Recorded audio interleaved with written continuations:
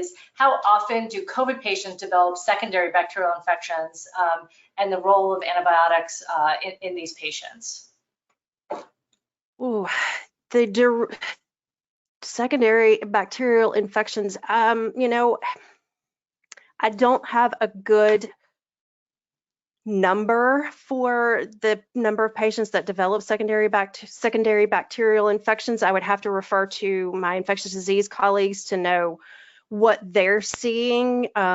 Just thinking about the patients that I have in through my telecritical care program right now, you know, of the number of COVID patients, it feels like it's less than 10%, but I certainly would not quote me on those statistics. But absolutely, you would definitely want to start antibiotics for those patients if they do, you know, continue to spike fevers, white count increases. You'd definitely want to continue to do all of those same things that you do initially for treating an infection. Cultures as quickly as possible, you know, starting those broad spectrum antibiotics, watching the cultures for the organisms and sensitivity so that you can de-escalate to the most narrow therapeutic drug as possible for taking care of these patients. So one thing I do know that we need to be cognizant of is for those patients who do receive the tocilizumab, the monoclonal antibodies, there seems to be a potential risk for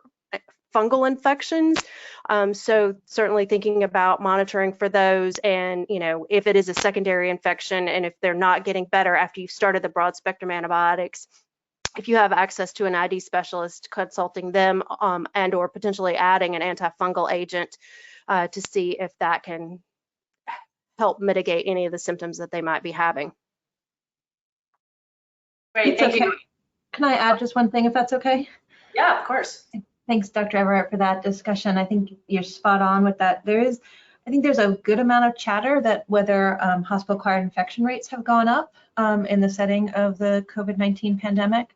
And if so, is that due to characteristics of you know, the pathogen and host pathogen interactions, or is it attributable to surge conditions in hospitals and the changes in staffing ratio and the way we care for, you know, central lines or peripheral IV lines and things like that? There is at least one publication that I'm aware of. I have not read it in detail in full disclosure.